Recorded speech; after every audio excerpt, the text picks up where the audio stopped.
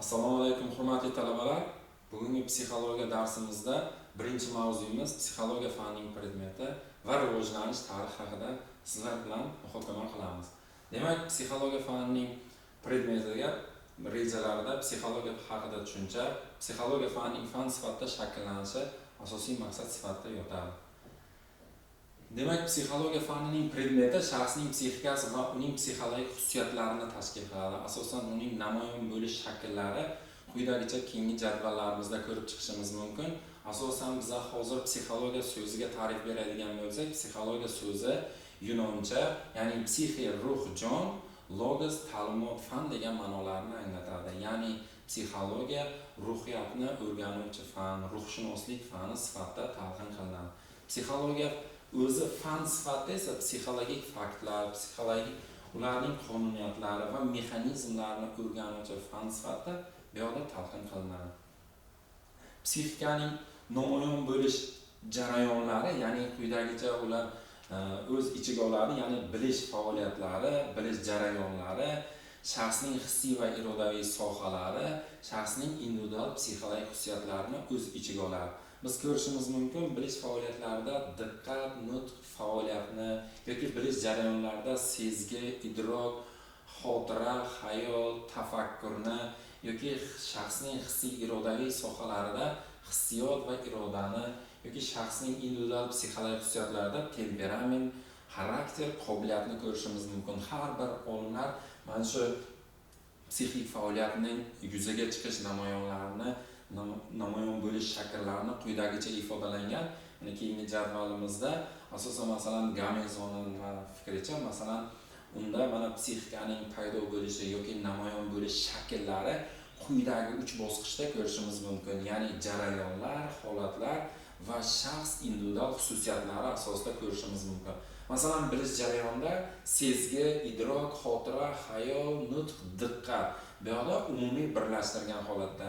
Lekin undan oldingi jadvalimizda esa bunda faoliyat, nutq, diqqatni keyingi bosqichga masalan faoliyat sifatida ko'rishda bunda bilishdan ajratib ketgan. Ya'ni bu yerda diqqat mana shu sezgi, idrok, xotira, xayol, tafakkurni aktiv, ya'ni faol bo'lishi uchun xizmat qiladi, xolos deb tushuntirib o'tilgan. Holatlarga keladigan bo'lsak, qiziqish, kayfiyat, ishonuvchanlik, shubhalanishlik, apatiya, tushkunlik va boshqalar. Unda hissiy irodaviy soha, ya'ni iroda bilan hissiyot ham shu holatlarni qamrab oladi deb tushuntirib o'tgan. Shaxsning individual xususiyatlariga esa yo'nalganlik, temperament, xarakter, qobiliyatlar o'z ichiga oladi. Bu yerda alohida o'rganadigan sohasi o'sha bilish jarayonlarida bu sezgilarning 5 ta sezgi, ko'rish, eshitish, asosiy 5 ta sezgilarimiz. Hid bilish va tam bilishdan iborat ekanligi yoki idrokda persepsiya, apersepsiya holatlari yoki vaqtni idrok qilish, harakatni idrok qilish, idrokning konstantligi va hokazo gallyutsinatsiya yoki illyuziyalar fikr mulohaza yuritadi. Yoki xotiraga keladigan bo'lsak, xotira jarayonlari bu esda saqlash, esga olib qolish, qayta esga tushirish va unutish bilan bog'liq hodisalarni o'z ichiga oladi. Tafakkurga keladigan bo'lsak, tafakkur shakllari, operatsiyalari, tafakkurning turlari va tafakkurning sifatlarini bilish jarayonlari o'z ichiga oladi.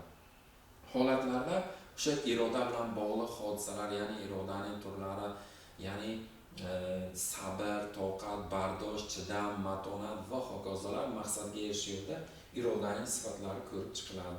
Yoki bo'lmasa hissiyotning o'sha turlarini qaraydigan bo'lsak, kayfiyat, ruhlanish, ehtiros, affektiv holatlar, barchasi stresslar hammasi shunda o'rganiladi. Va lekin o'sha shaxs individual xususiyatlarini ko'rishimiz mumkin. Bu ya'ni o'ziga xoslikni talab qiladi, ya'ni individual xususiyatlarni talab qiladi, ya'ni temperament o'sha 4 ta tipi xolerik, sangvinik, flegmatik va melanxoliklarda ko'rishimiz mumkin bo'ladi. Ya'ni uni shaxsni tug'ma individual xususiyatlarini ko'rishimiz mumkin. Yoki xarakterga ko'radigan bo'lsa, xarakter bu hayoti davomida orttiriladigan xususiyatlarni aks ettiradi. Ya'ni unda hayoti davomida to'g'ri antogenez davrida o'sha xarakter xususiyatlarini shakllanishini ko'rishimiz mumkin. Qobiliyatga keladigan bo'lsak, tug'ma va orttirilgan qobiliyatlarda uning shaxsning ichki qobiliyatlari, tashqi qobiliyatlari, uning keltirib chiqaruvchi faktorlarda ko'rishimiz mumkin bo'ladi.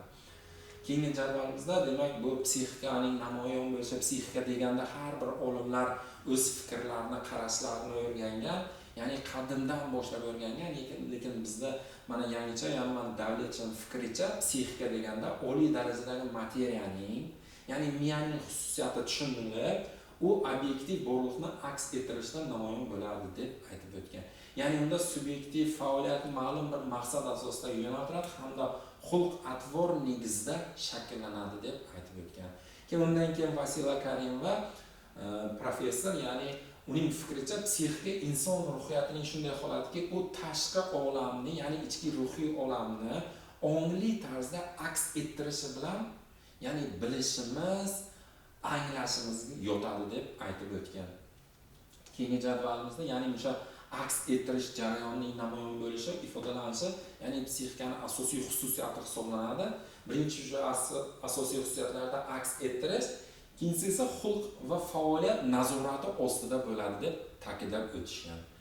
Psixologiyani o'sha aks ettirish jarayonini quyidagi jadvalda ko'rishimiz mumkin bo'ladi. Ya'ni o'shaning aks ettirishning xususiyati obyektiv borliqni to'g'ridan to'g'ri aks ettirish imkoniyatini beradi.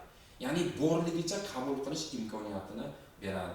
Ikkinchi nimamizda, ustunimizda esa shaxs faoliyati davomida mukammallikka erishib boradi, yuksaklikka erishib borishni ta'minlab beradi. Uchinchisida esa shu aks ettirish orqali doimo rivojlanib va takomillashib boradi. To'rtinchisida shaxsning individualligi orqali namoyon bo'ladi. Ya'ni o'sha uning xulq-atvori, fe'l-atvori, shaxsiy sifatlari asosida shakllanib namoyon bo'ladi deb aytib o'tgan. Animizm, ya'ni jon haqida, qadimdan psixologiya, ya'ni ruh haqida, jon haqida fikrlar ketgan, ya'ni ko'pincha Yunon olimlarimiz juda ham o'zini o'sha izlanishlari natijasida ruh haqida, jon haqida fikrlarni keltirib o'tgan. Anima bu jon degan ma'noni anglatadi. Jon o'zini mohiyatiga ko'ra olovsimon, uchqundan iborat ekanligini Geraklit tomonidan talqin qilingan.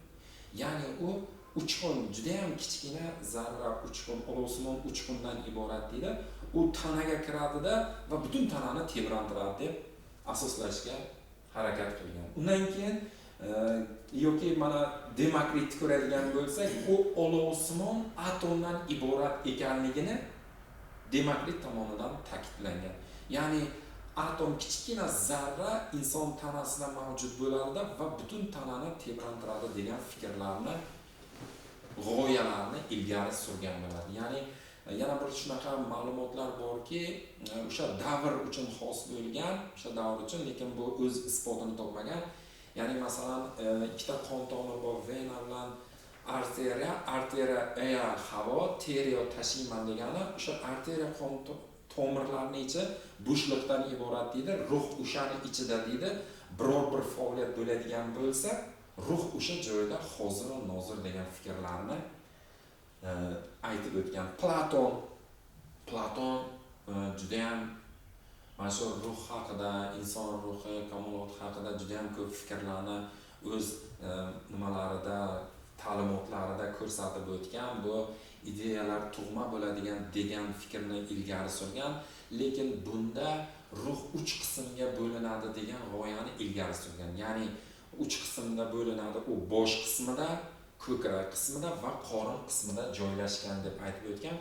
Bosh qismida joylashgan o'sha ruh insonning aql idrokini, ko'krak qismida esa bu hurmat, ko'ngil og'rish yoki mana shu bir ehtiroslarni keltirib chiqaradi deb aytib o'tgan. Qorin qismi esa xohishni ta'minlab beradi, ya'ni ovqat yoki boshqa bir narsalarni xohish, istaklarni ta'minlab beradi deb aks ettirib ketgan. Undan keyin Suqrotning shogirdi Arastu, ruh u mana shu kishilik jamiyatda o'z tarixida birinchi bor ruhni bir butunligini isbotlab berishga harakat qilgan. U jon qismlarga bo'linmaydi, lekin faoliyatimiz davomida oziqlanishi, his qilishi va harakat harakatga kelishi, idrok qilish kabilarga oid qobiliyatlarda namoyon bo'lishi mumkin deb aytib o'tadi. Ya'ni 3 qismga bo'linganini inkor etib, ruh bir butun deb aytib o'tgan. Hozirgacha uning mana shu ta'limoti o'qiladi va ta'limoti o'sha ilgari suriladi deb aytib o'tiladi. Ya'ni unga ko'ra o'sha ruh birinchi qobiliyatlarida bu o'simliklar uchun deydi, ikkinchi qobiliyatlar va uchinchi qobiliyatlar hayvonlar uchun, to'rtinchisi esa insonlar uchun deb aytib o'tadi. Birinchi qobiliyatlar va o'simliklar uchun trapizm bilan belgilaydi. Trapizmlar hemotrapizm, gidrotrapizm, topotrapizm yoki fototrapizm bir qancha trapizmlar bilan bog'lab o'tib ketadi. Bu o'simlik, bu ikkinchi va uchinchi qobiliyatlar hayvonga tegishli, bu instinktlar bilan va ko'nikmalar bilan bog'lab o'tadi. Instinktlar bilan ko'pincha oziqlanish instinkti, in qurish instinkti, nasl qoldirish, naslga g'amxo'rlik, to'da bo'lib yashash instinktlariga bilan bog'lab o'tadi. Insonlar to'rtinchi qobiliyatlar bu o'sha individual xususiyatlari bilan bog'lab o'tib ketadi. Yana keyingi jadvalimizda ko'rishimiz mumkin. Bu o'sha psixologiya fan sifatida yuzaga kelishni davrlarga, bosqichlarga bo'ladi, ya'ni 4 bosqichga bo'linadi. Biz ko'rishimiz mumkin, qadimda o'sha psixologiyaning yuzaga kelishida bu 2,5 ming yil oldin paydo bo'lgan edi. Ya'ni o'sha paytida psixologiya jon haqidagi fan sifatida yuzaga kelgan deb aytib o'tgan. Uni jon, ruh bilan bog'lab tushuntirishga harakat qiladi. Bu o'sha Aristotel davridan boshlab keladi. Ya'ni bunda Aristotel o'zining jon haqida degan asarda inson ruhi, inson jon haqidagi fikrlarni keltirib o'tganda, ayrim manbalarda ko'rishimiz mumkin, psixologiya fanining otasi sifatida Aristotel ham tan olinadi. Keyingi davrlarimiz psixologiya ong sifatidagi fan bu 17-asrda tabiiy fanlarning rivojlanishi bilan bu rivojlanib keldi. Ya'ni bu yerda falsafa bo'lsa, bu yerda tabiiy fanlar, shuning uchun ham psixologiya, falsafa va tabiatshunoslik fanining negizida paydo bo'lgan deb aytib o'tiladi. 3-bosqichga keladigan bo'lsak, bu xulq-atvor haqidagi fan. Bu yerga kelib maktablar paydo bo'ldi, Gestalt maktabi yoki behavioralizm yoki psixoanaliz maktablari paydo bo'ldi. Bunda 19-asrdan boshlanadi. Buning vazifalari, ya'ni kuzatish, aniqrog'i inson xulq-atvor faoliyatini, reaksiyasini kuzatish deb hisoblagan. Bunda motivlar uncha inobatga olinmagan. Ya'ni tashqi ta'sirlar xulq-atvorning o'zgarishiga sabab bo'ladi deb aytib o'tgan. Keyingi 4-bosqichimiz psixologiya, psixikaning mexanizmlari, qonuniyatlari, faktlarni o'rganuvchi fan sifatida yuzaga keldi va hozirgi kundagi psixologiyani, ya'ni hozirgi mana shu davrdagi butun dunyo materialistik nuqtai nazardan qarash shakllangan, ya'ni Rossiya psixologiyasining asosida aks ettirish nazariyasi asosiy qonuniyat sifatida ko'rsatiladi. Demak, psixologiyani yana tarixidan nazar soladigan bo'lsak, o'sha qadimgi davrlarda, ya'ni u termini psixika oldin jon, ruh sifatida talqin qilingan bo'lsa, psixologiyaning o'zi esa 16-asrda shu termin yuzaga kelgan deb aytadi. Ya'ni 18-asrga kelib butun omma psixologiya desa ruhshunoslik haqidagi fan, ruhiyatni o'rganuvchi fan sifatida talqin qila boshladi. Psixologiya, falsafa va tabiatshunoslik fanining negizida paydo bo'lgan. Qachon mustaqil fan bo'lib chiqdi deyishiga sabab, demak 18-asrning oxiri, 19-asrning boshida Germaniyaning Leipzig universitetida Wilhelm professori Wilhelm Wundt tomonidan xonada bir eksperimental laboratoriya ochadi. Bu laboratoriyada shaxsni o'z-o'zini kuzatish o'rganiladi. Shundan keyin eksperimental psixologiyaga ham asos solinadi va psixologiya fani mustaqil fan bo'lib chiqishiga asos bo'ladi. Va rivojlanib hozirgi kundagi mukammal fan sifatida psixologiya fani tarkib topgan va uning barcha hozirgi kunda o'rganish natijasida juda ham ko'p 360 dan ortiq dunyoda fan sohalari mavjud deb aytib o'tiladi. Psixologiyani birinchi mavzuga doir mavzuyimiz shulardan iborat edi. E'tiboringiz uchun rahmat.